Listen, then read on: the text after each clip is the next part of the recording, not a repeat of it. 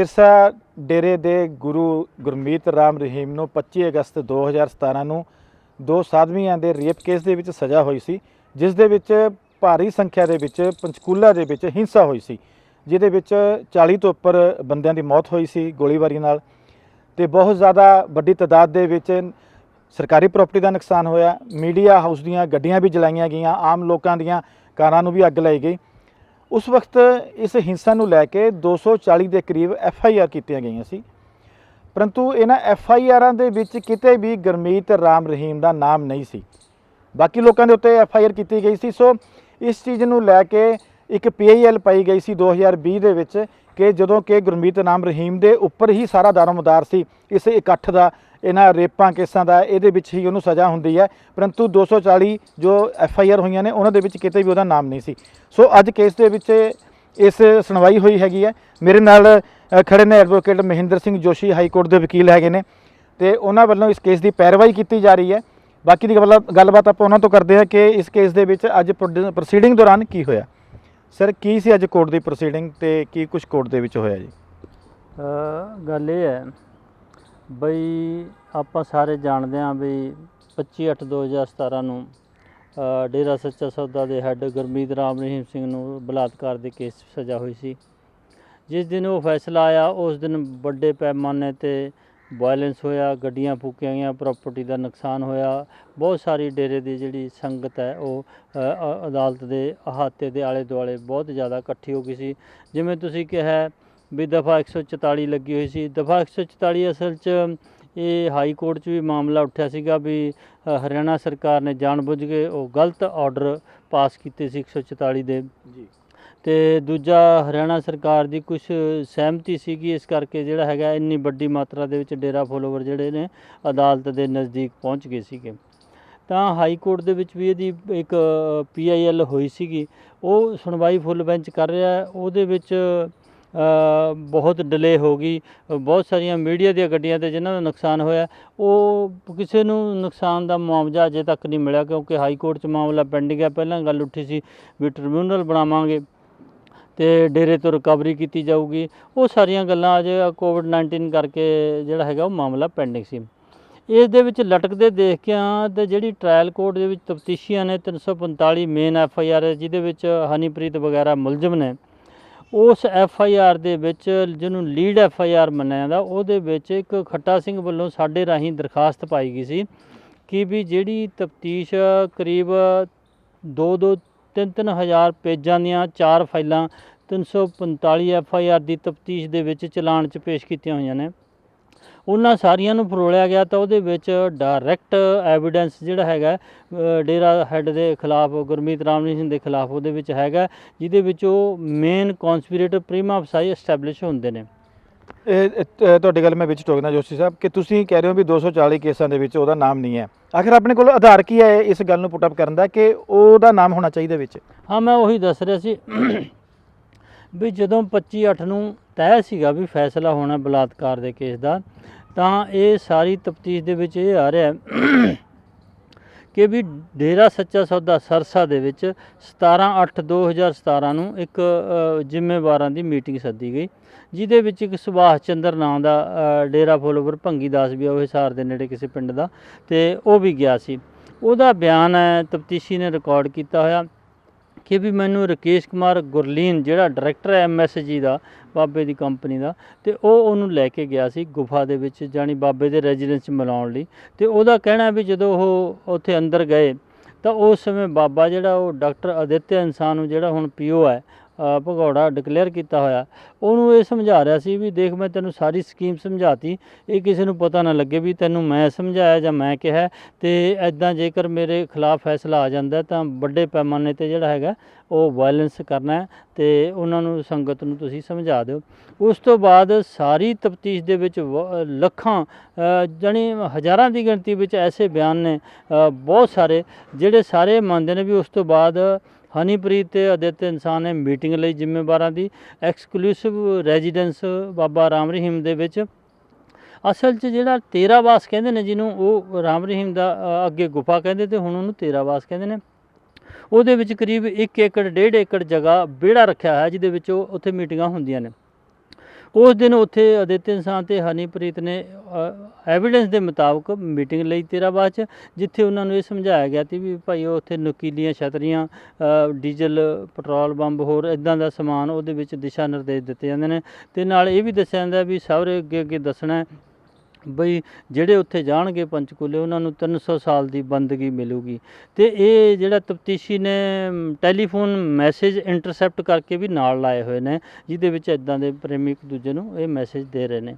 ਤਾਂ ਇਹ ਸਾਰਾ ਕੁਛ ਅਸੀਂ ਐਪਲੀਕੇਸ਼ਨ ਪਾਈ ਸੀ ਵੀ ਬਾਵਜੂਦ ਇੰਨਾ ਸ਼ਹਾਦਤ ਹੋਣ ਦੇ, ਇੰਨੇ ਸਬੂਤ ਹੋਣ ਦੇ ਬਾਵਜੂਦ ਹਰਿਆਣੇ ਵਿੱਚ 240 FIR ਲਿਖੀਆਂ ਨੇ, ਉਹ ਸਾਰੀਆਂ ਦੇ ਵਿੱਚ ਉਹ ਅਕਿਊਜ਼ਡ ਬਣਦੇ ਸੀਗੇ, ਪਰ ਐਟਲੀਸਟ ਮੇਨ 345 FIR 'ਚ ਤਾਂ ਉਹਨੂੰ ਬਣਾਉਣਾ ਬਣਦਾ ਸੀਗਾ। ਆਹ ਐਵੀਡੈਂਸ ਹੈ, ਉਹ ਸਾਰਾ ਅਸੀਂ ਅੱਜ CGM ਦੀ ਕੋਰਟ ਦੇ ਵਿੱਚ ਇਹ ਸੁਣਵਾਈ ਹੋਈ ਸੀ। ਉਸ ਐਪਲੀਕੇਸ਼ਨ 'ਤੇ ਉਹ ਜੱਜ ਸਾਹਿਬ ਦੇ ਸਾਰਾ ਨੋਟਿਸ 'ਚ ਲਿਆਂਦਾ ਐਵੀਡੈਂਸ। ਉਹ ਗੁਰਲੀਨ ਦਾ ਜਿਹੜਾ ਰਾਕੇਸ਼ ਕੁਮਾਰ ਦਾ ਡਿਸਕਲੋਜ਼ਰ ਸਟੇਟਮੈਂਟ ਹੈ, ਇੱਕ ਨੰਬਰਦਾਰ ਹੈ, ਉਹਦੀ ਪ੍ਰੈਜੈਂਸ 'ਚ ਉਹ ਬਿਆਨ ਦਿੰਦਾ। 164 ਦੇ ਬਿਆਨ ਵੀ ਨੇ ਕੁਛ ਬੰਦਿਆਂ ਦੇ, ਇਹਦੇ ਬਾਰੇ ਵੀ ਐਂ ਕਰਕੇ ਜਿਹੜਾ ਮੁੱਖ ਸਾਜ਼ਿਸ਼ ਕਰਤਾ ਸੀਗਾ ਉਹ ਡੇਰਾ ਹੈੱਡ ਸੀਗਾ। ਅਤੇ ਉਹ ਸਾਰਾ ਧਿਆਨ 'ਚ ਲਿਆ ਕੇ ਫਿਰ ਉਹ ਜੱਜ ਸਾਹਿਬ ਨੇ ਕਿਹਾ ਵੀ ਬਹੁਤ ਮੋਟੀਆਂ ਫਾਈਲਾਂ ਨੇ, ਮੈਂ ਸਟੱਡੀ ਕਰੂੰਗਾ, ਮੇਰੇ ਨੋਟਿਸ 'ਚ ਆ ਗਿਆ ਸਾਰਾ ਕੁਛ। ਅਤੇ ਇਹ ਫਿਰ ਹੁਣ ਆਰਡਰ 'ਤੇ ਰੱਖੀ ਹੈ 17/12/2021 ਲਈ। ਇੱਕ ਗੱਲ ਮੈਨੂੰ ਹੋਰ ਦੱਸੋ ਵਕੀਲ ਸਾਹਿਬ ਕਿ ਜੋ ਬਾਬਾ ਤਿਆਰੀ ਕਰ ਰਿਹਾ ਸੀਗਾ ਕਿ ਉਹਨਾਂ ਨੇ ਆਪਣੇ ਵੱਲੋਂ ਹਥਿਆਰ ਵੀ ਇੱਕ ਤਰ੍ਹਾਂ ਦੇ ਤੁਸੀਂ ਛਤਰੀਆਂ ਕਹਿ ਰਹੇ ਹੋ ਜਾਂ ਕੁਛ ਵੀ ਕਹਿ ਰਹੇ ਹੋ, ਉਹਨਾਂ ਕੋਲ ਬੰਦਿਆਂ ਕੋਲ ਇਨਫਲੇਮੇਬਲ ਚੀਜ਼ਾਂ ਵੀ ਸੀਗੀਆਂ, ਉਹਨਾਂ ਨੇ ਅੱਗਾਂ ਲਾਈਆਂ ਹੈਗੀਆਂ ਨੇ। ਅਤੇ ਇਹਨਾਂ ਦਾ ਮਕਸਦ ਕੀ ਸੀ ਕਿ ਵੀ ਬਾਬੇ ਨੂੰ ਛੁਡਾ ਕੇ ਲੈ ਜਾਣਾ ਜੇ ਬਾਬੇ ਨੂੰ ਸਜ਼ਾ ਹੁੰਦੀ ਹੈ? ਦੇਖੋ, ਇੱਕ ਹੁਣ ਜਿਹੜਾ ਮਕਸਦ ਹੈ ਖੱਟਾ ਸਿੰਘ ਦੀ ਐਪਲੀਕੇਸ਼ਨ ਦਾ ਵੀ ਰਾਮ ਰਹੀਮ ਨੂੰ ਜਿਹੜਾ ਹੈਗਾ ਵਾਇਲੈਂਸ ਵਾਲੇ ਕੇਸ ਜਿੱਥੇ ਹਨੀਪ੍ਰੀਤ ਵਗੈਰਾ ਅਕਿਊਜ਼ਡ ਬਣਾਏ ਹੋਏ ਨੇ, ਉਹਨੂੰ ਮੁੱਖ ਅਕਿਊਜ਼ਡ ਦੇ ਤੌਰ 'ਤੇ ਬਣਾਇਆ ਜਾਵੇ। ਉਹਦਾ ਆਧਾਰ ਇੱਕ ਤਾਂ ਇਹ ਹੋ ਗਿਆ ਬਿਆਨ, ਦੂਜਾ ਸਾਰੇ ਗਵਾਹ ਕਹਿੰਦੇ ਨੇ ਵੀ 13 'ਚ ਮੀਟਿੰਗ ਹੋਈ ਹੈ। ਜੇ ਬਾਹਰ ਡੇਰੇ ਦੇ ਵਿੱਚ ਮੀਟਿੰਗ ਹੁੰਦੀ ਕਹਿ ਸਕਦੇ ਹਾਂ ਵੀ ਰਾਮ ਰਹੀਮ ਦਾ ਕੋਈ ਰੋਲ ਨਹੀਂ ਹੋ ਸਕਦਾ, ਪਰ ਜਦੋਂ ਕਿਸੇ ਦੇ ਘਰ ਵਿੱਚ ਉਹ ਕੰਸੈਂਟ ਦਿੰਦਾ ਉੱਥੇ ਮੀਟਿੰਗ ਹੁੰਦੀ ਹੈ ਤਾਂ 120 ਦੇ ਹਾਲਾਤ, ਇਹਨੂੰ ਸਰਕਮਸਟੈਂਸ਼ੀਅਲ ਐਵੀਡੈਂਸ ਕਹਿੰਦੇ ਨੇ, ਉਹ ਵੀ ਬਣਦਾ। ਇਸ ਤੋਂ ਇਲਾਵਾ 40 ਬੰਦੇ ਕਰੀਬ ਮਾਰੇ ਗਏ, ਉਹਨਾਂ ਦੀ ਡੈਥ ਲਈ ਕੌਣ ਉਹਨਾਂ ਨੂੰ ਅਬੈਟਮੈਂਟ ਕਰਨ ਵਾਲਾ, ਕੌਣ ਉਕਸਾ ਕੇ ਲਿਆਉਣ ਵਾਲਾ, ਕੌਣ ਇਹ ਦਿਸ਼ਾ ਨਿਰਦੇਸ਼ ਦੇਣ ਵਾਲਾ, ਅਤੇ ਕਿਸੇ 'ਤੇ ਕੋਈ ਪਰਚਾ ਦਰਜ ਨਹੀਂ ਹੋਇਆ, ਕਿਸੇ ਨੂੰ ਉਹਨਾਂ ਪਰਿਵਾਰਾਂ ਨੂੰ ਕੋਈ ਮੁਆਵਜ਼ਾ ਨਹੀਂ ਹੈਗਾ। ਅਤੇ ਜਿਹਦਾ ਮੋਟਿਵ ਸੀ, ਜੋ ਜੁਡੀਸ਼ਰੀ 'ਤੇ ਦਬਾਅ ਬਣਾਉਣਾ ਚਾਹੁੰਦਾ ਸੀ, ਜੋ ਸਰਕਾਰ 'ਤੇ ਦਬਾਅ ਬਣਾਉਣਾ ਚਾਹੁੰਦਾ ਸੀ, ਇਕੱਠ ਕਰਕੇ ਇੱਦਾਂ ਦੇ ਹਾਲਾਤ ਪੈਦਾ ਕਰਕੇ, ਅਤੇ ਉਹ ਬੰਦੇ ਤੁਸੀਂ ਅਕਿਊਜ਼ ਨਹੀਂ ਰੱਖ ਰਹੇ। ਇਹ ਸਾਡਾ ਜਿਹੜਾ ਹੈਗਾ ਮੁੱਖ ਇਹਦਾ ਮਕਸਦ ਸੀਗਾ ਜਿਹੜਾ ਪਟੀਸ਼ਨ ਪਾਉਣ ਦਾ, ਵੀ ਆਖਰ ਉਹਨੂੰ ਮੁਲਜ਼ਮ ਬਣਾਇਆ ਜਾਣਾ ਚਾਹੀਦਾ। ਵਕੀਲ ਸਾਹਿਬ, ਤੁਹਾਡੀ ਗੱਲ ਸੁਣ ਕੇ ਤਾਂ ਐਂ ਲੱਗਦਾ ਕਿ ਸਾਫ਼ ਪਤਾ ਲੱਗਦਾ ਕਿ ਕੌਂਸਪੀਰੇਟਰ ਦੇ ਤੌਰ ਤੇ ਉਹਦੀ ਪੁਸ਼ਟੀ ਹੋਣੀ ਚਾਹੀਦੀ ਹੈ, ਪਰੰਤੂ ਜੋ ਪੰਚਕੂਲਾ ਪੁਲਿਸ ਹੈਗੀ ਹੈ ਜਾਂ ਸਰਕਾਰ ਹੈਗੀ ਹੈ ਉਹ ਰਾਜੀ ਨਹੀਂ ਹੈ ਬਾਬੇ ਉੱਤੇ ਹੱਥ ਪਾਉਣ ਨੂੰ ਜਾਂ ਕਿਸੇ ਵੀ ਨਵੇਂ ਚੱਕਰ ਦੇ ਵਿੱਚ ਜਾਂ ਨਵੀਂ FIR ਦੇ ਵਿੱਚ ਉਹਦਾ ਨਾਮ ਫਸਾਉਣ ਨੂੰ। ਦੇਖੋ, ਗੱਲ ਇਹ ਹੈ ਬਈ ਤੁਸੀਂ ਪਿਛਲੇ ਕੋਈ 15-20 ਸਾਲ ਦੇ ਇਤਿਹਾਸ ਨੂੰ ਦੇਖੋ। ਪੰਜਾਬ ਦੇ ਵਿੱਚ ਮੌੜ ਬੰਬ ਬਲਾਸਟ ਹੋਇਆ, ਤਫਤੀਸ਼ ਡੇਰੇ ਚਲੀ ਗਈ, ਬਾਬੇ ਦੇ ਐਕਸਕਲੂਸਿਵ ਰੈਜ਼ੀਡੈਂਸ ਦੇ ਵਿੱਚ ਜਿਹੜੀ ਵਰਕਸ਼ਾਪ ਹੈ ਉਹਦੇ ਵਿੱਚ ਉਹ ਗੱਡੀ ਤਿਆਰ ਹੋਈ, ਉਹਦੇ ਵਿੱਚ ਉਹ ਗੱਡੀ ਦੇ ਵਿੱਚ ਬੰਬ ਫਿੱਟ ਹੋਏ, ਆ ਕੇ ਐਗਜ਼ੀਕਿਊਸ਼ਨ ਮੌੜ ਸ਼ਹਿਰ ਦੇ ਵਿੱਚ ਹੋਈ, 7 ਬੰਦੇ ਮਾਰੇ ਗਏ, 25 ਇੰਜਰਡ ਹੋਏ। ਕਿਸੇ ਨੇ ਅੱਜ ਤੱਕ, ਜਦੋਂ ਡੇਰੇ ਪਹੁੰਚ ਗਏ ਉਸ ਤੋਂ ਬਾਅਦ ਫੁੱਲ ਸਟਾਪ ਹੈ ਤਫਤੀਸ਼ 'ਤੇ, ਅੱਜ ਤੱਕ ਕੋਈ ਨਹੀਂ ਸੁਣ ਰਿਹਾ। ਅਸੀਂ ਹਾਈ ਕੋਰਟ 'ਚ ਬਹੁਤ ਜ਼ਿਆਦਾ ਕੋਸ਼ਿਸ਼ ਕਰ ਰਹੇ ਹਾਂ ਦਬਾਅ ਬਣਾਉਣ ਦੀ ਸਰਕਾਰਾਂ 'ਤੇ, ਪਰ ਉਹਦੇ ਵੋਟ ਬੈਂਕ ਦਾ ਪ੍ਰਭਾਵ ਜਿਹੜਾ ਹੁਣ ਤੱਕ ਇਹ ਜਿਹੜਾ ਹੈਗਾ ਇੰਨਾ ਹੋਣ ਕਰਕੇ ਅਜੇ ਤੱਕ ਕੋਈ ਕਾਰਵਾਈ ਨਹੀਂ ਹੋਈ। ਇਸੇ ਤਰ੍ਹਾਂ ਬੇਅਦਬੀਆਂ ਬਾਰੇ ਬੱਚਾ ਕੂਕ ਪੁਕਾਰ ਕਰ ਰਿਹਾ ਵੀ ਬੇਅਦਬੀਆਂ ਦਾ ਇਨਸਾਫ ਦਿਓ, ਬੇਅਦਬੀਆਂ ਦਾ ਇਨਸਾਫ ਦਿਓ। ਅਤੇ ਰਖੜਾ ਦੀ ਸਿੱਟ ਨੇ ਰਾਮ ਰਹੀਮ ਨੂੰ ਨੋਮੀਨੇਟ ਵੀ ਕਰਤਾ ਐਜ ਅਕਿਊਜ਼ਡ, ਪਰ ਉਹ ਨੈਸ਼ਨਲ ਕਮੇਟੀ ਦੇ ਬੰਦੇ ਅਤੇ ਰਾਮ ਰਹੀਮ ਜੇਲ੍ਹ 'ਚ ਅਵੇਲੇਬਲ ਹੈ, ਬਾਵਜੂਦ ਇਹਦੇ ਉਹਨੂੰ ਇੰਟੈਰੋਗੇਟ ਕਰਕੇ ਫਰਦਰ ਵੀ ਇਹ ਕੌਂਸਪੀਰੇਸੀ 'ਚ ਕਿਹੜਾ ਪੋਲੀਟੀਕਲ ਲੀਡਰ ਨਾਲ ਸ਼ਾਮਲ ਸੀਗਾ ਇਹਦਾ ਪਤਾ ਨਹੀਂ ਲਗਾਇਆ ਜਾ ਰਿਹਾ।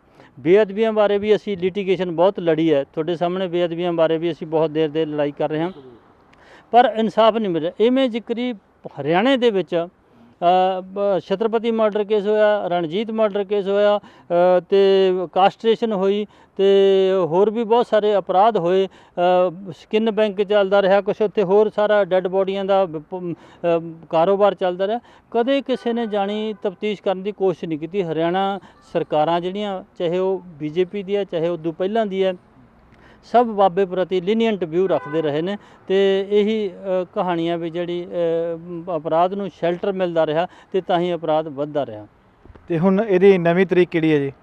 ਇਹਦੀ 17/12 ਡੇਟ ਹੈ ਉੱਥੇ ਤੇ ਉਹਦੇ ਆਰਡਰ ਆ ਜਾਊਗਾ। ਤੇ ਉਸ ਦਿਨ ਕਿਹਨੂੰ ਕਿਹਨੂੰ ਪੇਸ਼ ਹੋਣ ਵਾਸਤੇ ਕਿਹਾ ਹੋਇਆ? ਅੱਜ ਵੀ ਮੈਂ ਸੁਣਿਆ ਕਿ ਹਨੀਪ੍ਰੀਤ ਨੂੰ ਵੀ ਬੁਲਾਇਆ ਗਿਆ ਸੀ।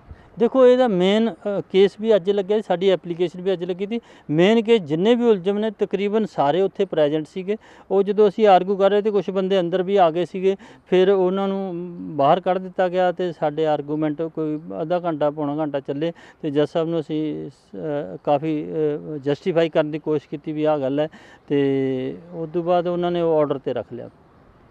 ਰਾਮ ਰਹੀਮ ਤੋਂ ਇਲਾਵਾ ਹੋਰ ਵੀ ਕੁਝ ਨਾਮ ਹੈਗੇ ਨੇ ਕਨਸਪੀਰੇਟਰਾਂ ਦੇ ਤੌਰ ਤੇ ਜਿਹੜੇ ਕਿ ਤੁਹਾਨੂੰ ਉਮੀਦ ਹੈ ਕਿ ਇਹਦੇ ਵਿੱਚ ਆਣੇ ਚਾਹੀਦੇ ਨੇ ਜਾਂ ਉਹਨਾਂ ਦੇ ਨਾਮ ਪੁੱਟ ਅਪ ਕੀਤੇ ਗਏ ਨੇ ਕੇਸ 'ਚ? ਨਹੀਂ ਆਲਰੇਡੀ ਬਹੁਤ ਸਾਰੇ ਬੰਦੇ ਹੈਗੇ ਜਿਨ੍ਹਾਂ 'ਚੋਂ ਬਹੁਤ ਸਾਰੇ ਅਜੇ ਭਗੌੜੇ ਵੀ ਹੈਗੇ ਨੇ, ਬਹੁਤ ਸਾਰੇ ਅਜੇ ਪੇਸ਼ ਨਹੀਂ ਹੋਏ, ਬਹੁਤ ਸਾਰਿਆਂ 'ਤੇ ਅਜੇ ਚਾਰਜ ਫਰੇਮ ਹੋਣਾ। ਬਹੁਤ ਜਾਣੀਆਂ ਕਰੋਨਾ ਕਰਕੇ ਥੋੜ੍ਹਾ ਡਿਲੇ ਹੋ ਗਈ ਬਹੁਤ ਜ਼ਿਆਦਾ ਇਹਦੇ 'ਚ।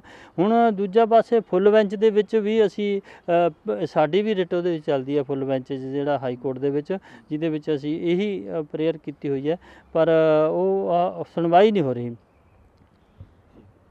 ਠੀਕ ਹੈ, ਸ਼ੁਕਰੀਆ ਜੀ। ਸੋ ਇਹ ਸਨ ਐਡਵੋਕੇਟ ਸਾਹਿਬ ਜਿਨ੍ਹਾਂ ਨੇ ਜਾਣਕਾਰੀ ਦਿੱਤੀ ਹੈਗੀ ਹੈ ਕਿ ਰਾਮ ਰਹੀਮ ਦੇ ਉੱਪਰ ਪੰਚਕੂਲਾ ਹਿੰਸਾ ਨੂੰ ਲੈ ਕੇ ਇੱਕ ਹੋਰ ਨਵਾਂ ਮਾਮਲਾ ਜਿਹੜਾ ਉਹ ਅਦਾਲਤ ਦੇ ਵਿੱਚ ਇਸ ਵਕਤ ਸੁਣਵਾਈ ਸ਼ੁਰੂ ਹੋ ਚੁੱਕੀ ਹੈ। ਉਹਦੀ ਮਾਮਲਾ 2020 ਦਾ ਸੀ ਪਰੰਤੂ ਸੁਣਵਾਈ ਹੁਣ ਸ਼ੁਰੂ ਹੋਈ ਹੈ। ਕੇਸ ਦੀ ਸੁਣਵਾਈ ਕਾਫੀ ਜ਼ਿਆਦਾ ਔਖੀ ਹੈਗੀ ਹੈ। ਸੋ ਜੱਜ ਸਾਹਿਬ ਨੇ ਜਿਹੜੇ ਇਸ ਕੇਸ ਦੇ ਉਹਨਾਂ ਨੇ ਟਾਈਮ ਮੰਗਿਆ ਹੈਗਾ ਕਿ ਸਾਰੀਆਂ ਫਾਈਲਾਂ ਪੜ੍ਹਨ ਤੋਂ ਬਾਅਦ ਸਾਰਾ ਕੁਝ ਰੀਡ ਕਰਨ ਤੋਂ ਬਾਅਦ ਹੀ ਉਹ ਕਿਸੇ ਫੈਸਲੇ ਉੱਤੇ ਪਹੁੰਚਣਗੇ। ਸਾਰੇ ਮੁਲਜ਼ਮ ਉੱਥੇ ਬੁਲਾਏ ਗਏ ਸੀ। 240 FIRਾਂ ਦੇ ਵਿੱਚ ਹੋ ਸਕਦਾ ਹੈ ਕਿ ਅਗਲੀ ਡੇਟ ਤੋਂ ਬਾਅਦ ਰਾਮ ਰਹੀਮ ਦਾ ਜਿਹੜਾ ਨਾਮ ਹੈਗਾ ਉਹ ਸ਼ਾਮਿਲ ਹੋ ਸਕੇ। ਕੈਮਰਾਮੈਨ ਸੋਨੀ ਦੇ ਨਾਲ ਸੁਸ਼ੀਲ ਗਰਚਾ, ਦੈਨਿਕ ਸਵੇਰਾ, ਚੰਡੀਗੜ੍ਹ। ਅਲੀਸ਼ਾ ਬੇਗਮ ਇੱਕ ਔਰਤ ਦਾ ਦੁੱਖ ਇੱਕ ਔਰਤ ਹੀ ਸਮਝ ਸਕਦੀ ਹੈ। ਰੂਹਾਨੀ ਅਤੇ ਕਾਲੀ ਸ਼ਕਤੀਆਂ ਦੀ ਮਾਲਕਨ, ਦੁਨੀਆ ਦਾ ਸਭ ਤੋਂ ਚਮਤਕਾਰੀ ਇਲਮ ਮੇਰੇ ਕੋਲ ਹੈ। ਮੇਰੇ ਕੀਤੇ ਨੂੰ ਕੋਈ ਕੱਟ ਨਹੀਂ ਸਕਦਾ। ਕਾਲਾ ਇਲਮ ਕਰਨਾ ਅਤੇ ਤੋੜਨਾ ਹਰ ਇੱਕ ਦੇ ਵੱਸ ਦੀ ਗੱਲ ਨਹੀਂ। ਪਰੇਸ਼ਾਨੀ ਜਿਵੇਂ ਲਵ ਮੈਰਿਜ, ਪਤੀ ਪਤਨੀ 'ਚ ਝਗੜਾ, ਸੌਤਨ ਦੁਸ਼ਮਣ ਤੋਂ ਛੁਟਕਾਰਾ, ਤਲਾਕ ਕੇਸ, ਬੁਰੇ ਸੁਪਨੇ, ਵਿਦੇਸ਼ ਯਾਤਰਾ, ਬੁਰੀ ਸੰਗਤ ਜਾਂ ਨਸ਼ਾ ਛੁਡਾਉਣਾ, ਬਿਮਾਰੀ 'ਚ ਦਵਾ ਨਾ ਲੱਗਣਾ। ਵਸ਼ੀਕਰਨ ਇੱਕ ਸੱਚਾਈ ਹੈ। ਵਸ਼ੀਕਰਨ ਕਰਵਾਓ, ਮਨ ਚਾਹਾ ਪਿਆਰ ਪਾਓ। ਕੀ ਤੁਹਾਡੀ ਕਿਸਮਤ 'ਚ ਲੋਟਰੀ ਦਾ ਯੋਗ ਹੈ ਜਾਂ ਨਹੀਂ? ਸੱਚਾਈ ਜਾਣੋ। ਲੋਟਰੀ ਨੰਬਰ ਪਾਓ, ਭਾਵੇਂ 649 ਹੋਵੇ ਜਾਂ ਲੋਟੋ ਮੈਕਸ। 11 ਘੰਟੇ 'ਚ ਕਰਵਾਓ ਹਰ ਪਰੇਸ਼ਾਨੀ ਦਾ ਹੱਲ ਘਰ ਬੈਠੇ। ਅਸ਼ਟਾਮ ਪੇਪਰ ਤੇ ਲਿਖ ਕੇ ਲਵੋ ਕੰਮ ਦੀ ਗਾਰੰਟੀ। ਜਾਂ ਕਹਿਣੇ ਤੋਂ ਬਾਹਰ तुरंत संपर्क करो। ਤੁਹਾਡੀ ਹਰ ਗੱਲ ਗੁਪਤ ਰੱਖੀ ਜਾਵੇਗੀ। ਅਲੀਸ਼ਾ ਬੇਗਮ। वर्ल्ड फेमस बाबा सलीम खान 21 बार गोल्ड मेडलिस्ट। सारियां थावां तो निराश ਅਤੇ मायूस होने वाले एक बार फोन जरूर करो। जिवें चाहोगे उवें होएगा। It's my promise. Immediately result. Open challenge. इल्मां दे माहिर A to Z समस्यावां दा फोन ते घर बैठे करवाओ हल। वशीकरण ਅਤੇ मुठ करनी, लव मैरिज, सौतन ਅਤੇ दुश्मन तो छुटकारा, पक्का काम पक्का हल, 101% दी गारंटी, अष्टाम पेपर समेत। सब तो पहला काम करन दा वादा। नौकरी, प्रमोशन, कारोबार च परेशानी, घर च झगड़ा, कोर्ट केस, तलाक, प्रॉपर्टी झगड़ा, पति पत्नी च अनबन, जादू टोना, मनमोहनी वशीकरण करवाओ ਜਾਂ तुड़वाओ, रुस्से नूं मनाउणा। ਹੁਣੇ ਕਾਲ ਕਰੋ। ਬਾਬਾ ਸਲੀਮ ਖਾਨ 18